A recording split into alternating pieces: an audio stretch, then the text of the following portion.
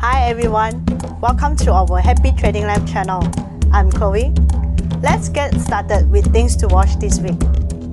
First will be US jobs data, which including initial jobless claim by 6th of August, non-farm payroll and unemployment rate by 7th of August.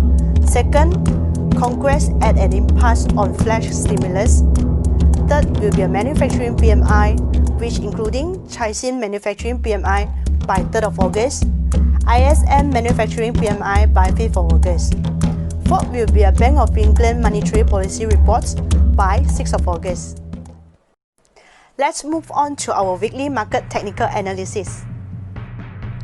Gold prices extended gains as dollar weakening and Federal Reserve committed to whatever it takes strategies to bail out the economy. We maintain uptrend view, long if stay above 1990 with stop loss 1965.7, target profit 2014.3 to 2062.8. Oil prices upside been limited for weeks as steadily weakening dollar and OPEC's restraint on productions. Market likely to move lower if market stay below 40, stop loss 41.96, target profit 34.12 to 38.04. Next, CPO. Market reversed early week losses as tracked on the soybean oil rally amid expectations of higher exports and Indonesia B40 plan. Market likely to move higher to test at 2,800, long if stay above 2,680, stop loss 2,625, target profit 2,845.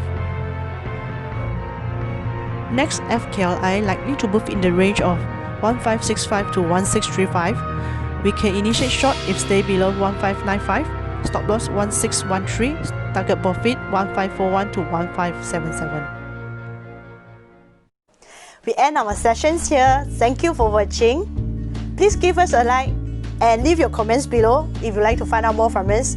Remember to subscribe to our Happy Trading Life channel. Disclaimer: for information only, trading can be risk. Please seek for professional advice before you set up your trading journey. Happy trading!